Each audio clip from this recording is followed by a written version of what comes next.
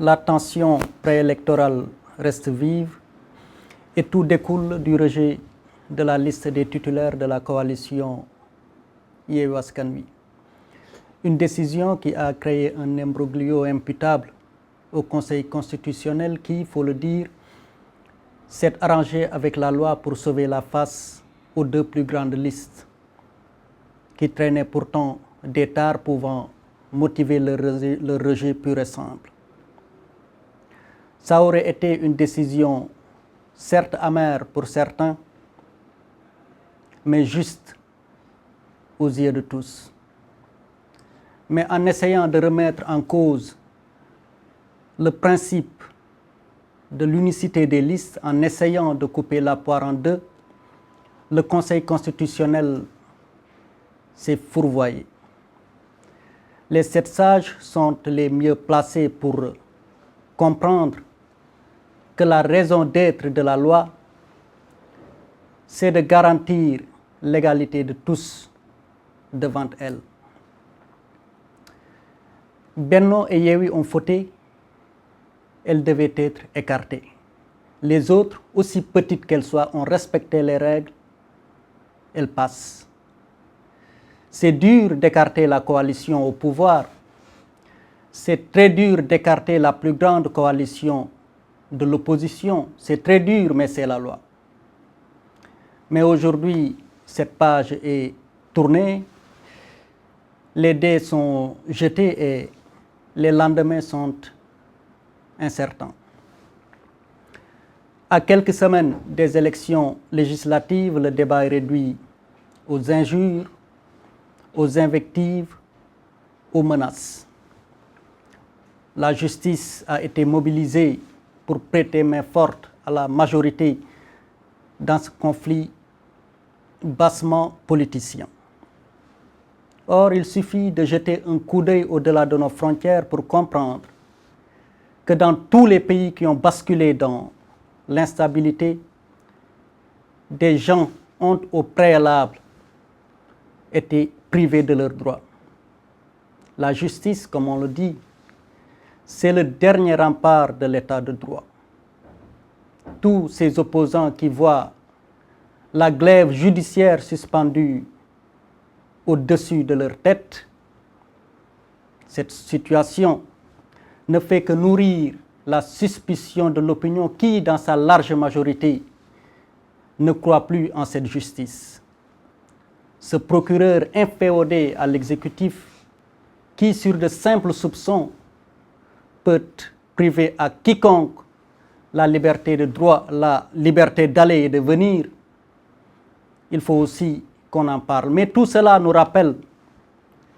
que nous sommes toujours à l'apprentissage de la démocratie. Après la première alternance, beaucoup avaient cru que le Sénégal avait atteint la maturité démocratique, mais le président Wade a eu ses tendances autoritaires et son successeur, le président Macky Sall, lui a emboîté le pas avec ses dérives autocratiques qui nous rappellent que 20 ans après la première alternance, nous sommes toujours à l'apprentissage de la démocratie. Et même l'opposition, cette opposition qui aspire demain à gouverner, cette opposition tolère mal aujourd'hui les opinions contraires aux leurs, avec cette armée de nervis virtuels sur les réseaux sociaux qui insultent tout contrevenant à leur opinion qu'elle veut unique. Mais c'est une parenthèse. On se réjouit de constater que dans ce métier, en tout cas, il y a toujours les gardiens de l'équilibre, des sentinelles sans lesquels ce pays va accélérer sa marche vers le précipice et nous n'en sommes pas loin. Par conséquent, le Sénégal ne peut faire l'économie d'un deuil national pour exorciser les maux qui risquent de nous entraîner dans les abîmes. Ce pays a rarement connu des troubles sans que la question électorale en soit à l'origine. 1963, 1988, 1993, 2011. Aujourd'hui, et l'avenir n'augure rien de bon si, bien sûr, les hommes politiques, pour une fois, n'élèvent les préoccupations nationales au-delà, au-dessus des intérêts particuliers. Il faut que le pouvoir fasse preuve de bonne foi et que l'opposition fasse preuve de dépassement pour qu'on dépasse une bonne fois ces conflits ridicules autour de la question électorale. Il faut des concertations ouvertes à toutes les franges de la société pour qu'on rediscute des règles électorales, qu'on les rebâtisse, qu'on les inscrive sur le marbre pour une fois, avec la caution morale des khalifes généraux et des autorités de l'Église qui en seront les garants et les témoins devant l'histoire. Ainsi, nous allons gravir un autre échelon dans la construction nationale. Ainsi, le peuple ne sera plus pris en otage par de vulgaires querelles politiciennes. Ainsi, nous allons consacrer nos énergies vers d'autres priorités vitales pour le citoyen, car tout est urgence dans ce pays. Les Sénégalais sont fatigués, avait dit le juge Kéba Mbaye au président Abdou Diouf, alors en exercice. Aujourd'hui, il aurait peut-être dit au président Macky Sall que vos compatriotes sont au bord de l'abîme. Oui, les Sénégalais sont fatigués. La vie est chère. La pauvreté gagne du terrain. Les inégalités se creusent. Mais la voix de ces pauvres gens se perd dans un tintamarre politique où on parle de tout sauf de l'essentiel. fu mu toll nii ci Sénégal langum politique bi jaxasoo na comme nu muy faral di am toujours bu élection yi di wàcc, waaye lu ko gën a jaxal nag bi yoon mooy bu ñu rejeté liste titulaire Yewwi Askan Wi mu jur jiixi jaaxa bu mag ci réew mi te loolee mënuñ cee jam baaraamu tuuma ku dul conseil constitutionnel bi nga xam ne ci suñu xalaat dafa jalgati yoon pour nag sauver ñaari liste yooyu nga xam ne ni ñoo gën a mag ci ñu nar a dem ci élection législative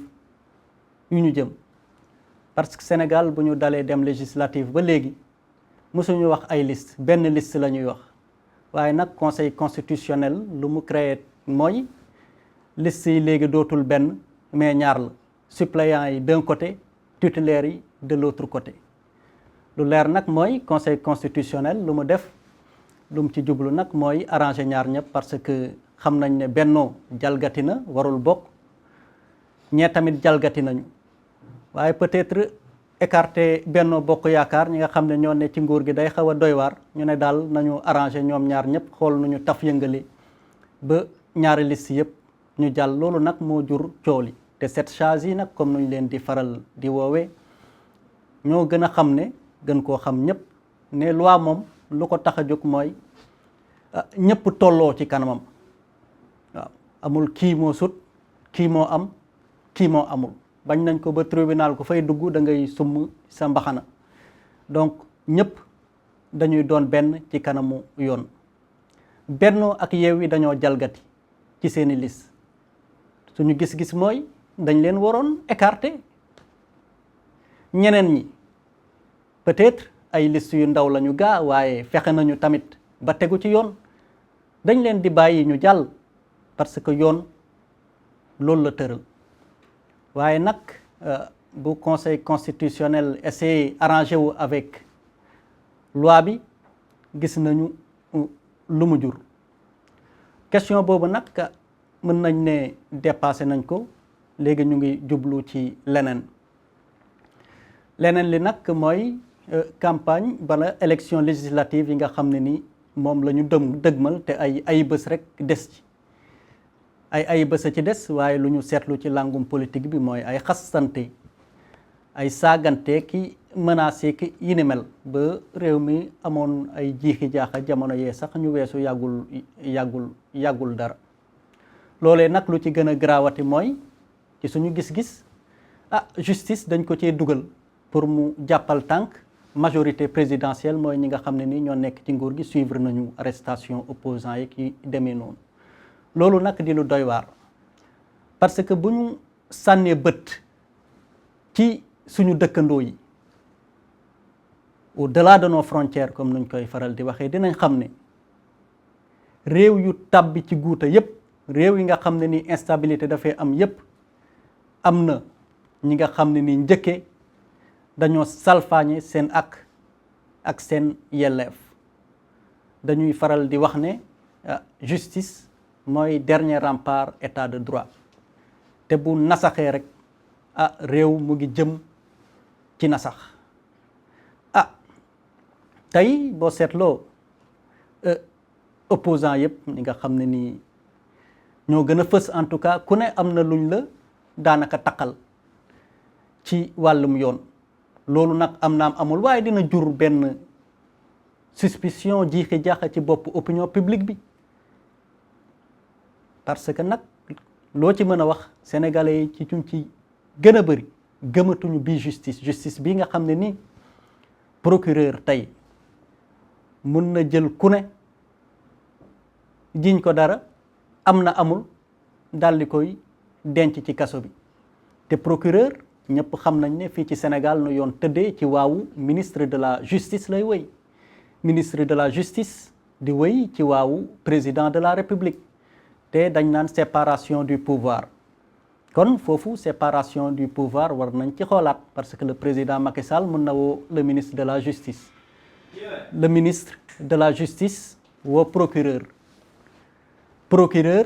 jiñ nit dara jël ko daal di koy denc ci kaso bi donc loolu aussi di doon lu yéeme te jot na aussi ñu wax ci aspect boobu waaye lii lépp lu mu ñuy fàttali rek mooy ne ñu ngi toujours ci njàngum démocratie ginnaaw première alternance bi bu mu amee en 2000 ñu bëri dañoo jàppoon ne Sénégal mot na léegi ci wàllum démocratie waaye ñëpp gis nañ ne le président Wade bu mu ñëwee tamit am na ay dérive autocratique maanaam yenn dogal yi nga xam ne nii daal dëppoowul ak démocratie waaw Macky Sall le président Macky Sall bu mu ko wuutoo tamit ñëpp gis nañu yenn saay doxalinam ci wàllum salfaañe démocratie kon ñaar fukki at après première alternance boobu noonu ñu ngi toujours ci njàngum démocratie ba lu koy firndeel sax tey opposition bii nga xam ne ni mooy aspirer jiite suba réew mi tey yàgg joxuñ baaraamu tuuma ñàkkum démocratie tey opposition boobu mënuñu sax tolérer yenn opinion yi nga xam ne ni ñenn ñi nga xam ne ni dañu yëkkati seen kàddu te dëppoowul ak ñoom lu ñuy wax bu ko defee rek mu am benn armée bi nga xam ne nii peut-être ay nervis virtuels nekk ci réseaux sociaux yi di saagaak di xasseek yi demee noonu di xoqatal mun nañ ko waxee noonu muy parenthèse bu ma bëgg a ubbi waaye tamit xoqatal googu dañuy am contenté di seetlu ne ñu bëri aussi tàbbiwuñ ci ñax ñu ngi wax seen xalaat waaw parce que surtout métier bi nga xam ne nii ci la ñu nekk di ci yëngu équilibre lañ ko mus a xamee donc équilibre mooy journalisme buñ ci jógee rek ñu ngi dugg ci leneen aligné wu ci côté bi wala aligné wu ci côté B ñun peut-être dañuy faral di wax ne les faits sont sacrés les commentaires c'est un libre waaw traité faits yi te du ci am xàjj ak seen bu commentaire jotee nag comme nu ma koy defee ma ñëw commenté wax sama xalaat loolu da ciy baax ñuy rafetlu bu baax ne am na toujours ñi nga xam ne ni ñu ngi sàmmoo loolu même bu dee am na ñeneen ñi nga xam ne ni aussi ci côté B wala ci côté B la ñu far loolu moom ñëpp gis nañ ko ci lu ñuy liggéey waaye aussi di rafetlu taxawaay yenn sentinelles yi nga xam ne ni ñu ngi ci réew mi sentinelle yooyu nga xam ne ni tamit day am njëriñ parce que réew mi fu mu toll nii aussi ñu ngay waaxu rek jëm ci nguuta waaw ñu ngay waaxu rek jëm ci nguuta élection buy waaj a am rek ñu yaakaar ne réew mi dina tàkk ñu wax ba nëppal ba fay waaye bu élection ñëwaatee tamit mu gën a jaxati maanaam ñu ngi waaxu jëm ci nguuta te kenn xamul fan lay mujj. loolu tax nag dafa jot Sénégal amal comme nu ko suñu mbokk lébu yi di waxee ab ndëpp national ngir artu musiba bii ñuy wor ci histoire Sénégal réew mi saa yu yëngu lu ci gën a bëri bu yëngu affaire élection moo tax mu yëngu 63 1988 1993 2011 tey jii te ëllëg fu ñu jëm mën na aussi gën a garaaw bu homme politique yi nag jëlul intérêt askan bi intérêt réew mi teg ko ci kaw seeni intérêt personnel ñoom il faut que nag pouvoir bi am dëggute ci lu muy def bañ a woote waxtaan ci ay ndëgg sërëx waaye aussi il faut opposition bi am esprit de dépassement ñu mën a taxaw nag waxtaan dépasser question bi nga xam ne nii c'est ridicule ci réew mu mel ni Sénégal muy question électorale kii dafa war a bokk kii warul bokk parrainage kii demee noonu ñu tëgg ko benn yoon loolee nag pàcc bu ne ci askan wi teewee ko ñu redéfiniraat les règles rediscuter ko waxtaanee ko waat règles électorales yi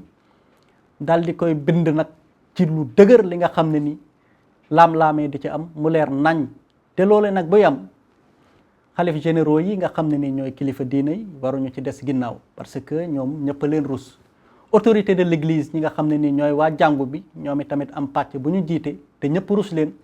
war nañ ci taxaw nag doon ci témoin devant l'histoire nga xam ne nii ku ñëw bugg koo jalgati ñoom ñooy taxaw Serigne Mountakha doonoon na témoin ci lii Serigne Mbaye Sy Mansour doonoon na témoin ci lii Serigne Mahi Niass moo doonoon témoin ci lii waaw tey ku ko na la jargati kon wala les autorités de l'église teewee ko ñoom tamit doon témoin ku ko nar a jalgati nag ñu fàttali ne boo ko jalgatee wor nga ñi donc loolu nag bu amee yaakaar nañ ne dinañu dépasser question électorale yi parce que nag loo ci mën a wax dañ ko war a dépasser te jublu ci leneen li nga xam ne ni moo ëppal solo réew mi parce que ci jamono le juge Kéba Mbaye nga xam ne ni mooy wayjur bu góoru Abdoul Mbaye mi doonoon fi premier ministre dafa tase woon nag le président Abdou Diouf ne ko monsieur le président waa réew mi sénégalais yi sonn nañu lool waaye amaana tey bu tase woon ak président Macky Sall dina ko ne daal waa réew mi daal ñu ngi waaj a tabbi ci li nga xam ne nii misiba la parce que sonn gi dafa ëpp réew mi loolu lañ fi constaté dund gi cher na ndóol gaa ngi wëy di law ñi gën a am di gën a am ñi gën a ñàkk di gën a ñàkk waaye kàddu ñooñu tey jógul parce que lu ko suul mooy ab yëngu tentamar politique bi nga xam ne ni lépp la ñuy wax tentamar politique bi nga xam ne ni dinañ wax ci lépp ba mu des li nga xam ne ni lu soxal askan wi la te loolu it dafa war a jeex.